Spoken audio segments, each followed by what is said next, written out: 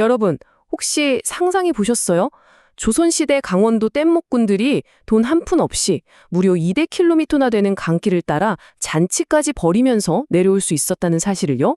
대체 어떻게 그게 가능했을까요? 오늘 바로 그 비밀, 조선판 신용카드라고 할 수 있는 뗏목 형제에 대해 한번 제대로 파헤쳐 보겠습니다. 진짜 흥미로우실 거예요. 네, 바로 이 질문입니다. 아니, 현금도 없고 카드도 없던 시절에 몇 주나 걸리는 그 긴 여정 동안 먹고 자고 심지어는 술판까지 벌이는 이 모든 비용을 어떻게 감당했을까요? 상식적으로는 이게 말이 안 되잖아요. 바로 이 말도 안 되는 것 같은 미스터리가 오늘 우리가 풀어볼 뗏목 경제의 핵심입니다. 자, 그래서 첫 번째 파트, 바로 뗏목꾼의 역설입니다. 주머니는 텅 비었는데 먹고 마시는 건 풍족했다. 이 이상한 상황부터 한번 들여다보죠. 이 모든 걸 가능하게 했던 마법 같은 시스템이 있었는데 그게 바로 뗏목 경제라는 겁니다. 이게 그냥 아는 사이에 외상 좀 하지 이런 수준이 아니었어요. 강원도 산골짜기에서부터 저기 수도 한양까지 수백 킬로미터를 아우르는 어마어마하고 정교한 신용 네트워크, 바로 그 자체였습니다. 와, 근데 그 네트워크 규모가 진짜 상상을 초월합니다. 그 200km 강길에 주막이 몇 개나 있었을 것 같으세요? 무려 400개래요, 400개. 계산해보면 거의 강굽이 하나 돌 때마다 주막이 하나씩 있었던 셈이죠. 아니, 이 많은 주막들이 다들 뭘 믿고 돈도 안 받고 밥이랑 술을 내줬을까요? 자, 그 첫 번째 단서가 바로 여기에 있습니다. 강 위에 떠다니는 담보. 이게 대체 뭘까요? 바로 뗏목꾼들이 파고 온 저 뗏목 자체가 열수였습니다. 여러분, 저게 그냥 나무를 엮어서 만든 배가 아니었어요. 그 자체가 어마어마한 가치를 지닌 말 그대로 움직이는 부동산 같은 거였죠. 거대한 자산, 다시 말해 담보물이었던 겁니다. 이거 놀랍도록 현대의 담보대출 시스템이랑 똑같아요. 우리가 집이나 차를 맡기고 돈을 빌리는 것처럼 뗏목꾼들은 이 거대한 뗏목을 담보로 신용을 얻었던 거죠. 더 신기한 건 주막 주인들이 딱 보면 견적이 나왔다는 거예요. 뗏목 크기랑 나무 재질만 척 봐도 아, 저거 한양 가면 얼마 받겠구나 하고 바로 가치 평가를 해버린 거죠. 진짜 대단하지 않나요? 근데 담보만 있다고 모든 게 해결되진 않잖아요. 이 시스템을 진짜 튼튼하게 받쳐준 건 바로 신뢰였습니다. 신뢰. 생각해보세요. 뗏목꾼들은 한 번 오고 마는 뜨내기 손님이 아니었어요. 매년 정해진 길을 오가는 프로들이었던 거죠. 그러니까 주막 주인들은 누가 누군지, 저 사람이 성실한 사람인지 아닌지 집안 내력까지 다 꿰고 있었던 거예요. 이게 바로 오늘날의 신용점수 같은 보이지 않는 인적 보증 역할을 톡톡히 한 겁니다. 그리고 이 신뢰는 한두 주막에서 끝나는 게 아니었습니다. 훨씬 더 크고 촘촘하게 짜인 네트워크로 이어졌죠. 자, 다음 단서입니다.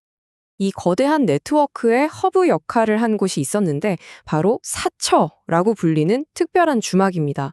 이 사처는 그냥 단골 주막 정도가 아니고요. 뗏목꾼들한테는 강 위에서의 우리 집, 베이스 캠프 같은 곳이었어요. 모든 금융 기록이 바로 이 사처로 모여들었죠. 자, 그럼 이 시스템이 어떻게 돌아갔는지 한번 볼까요? 먼저 뗏목꾼이 여행 중에 아무 주막이나 들러요. 거기서 밥 먹고 자고 전부 외상으로 합니다. 그럼 그 주막 주인은 장부에 꼼꼼하게 기록을 해두겠죠? 그 기록이 어디로 가느냐? 바로 그 뗏목꾼의 단골 주막, 즉 사처로 전달되는 겁니다. 그럼 사처에서는 여기저기서 온 외상 기록을 전부 모아서 최종 목적지인 한양으로 보내는 거죠. 정말 체계적이지 않나요?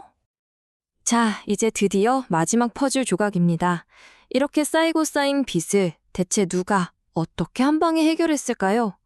그 비밀이 바로 한양에서의 최종 정산에서 풀립니다.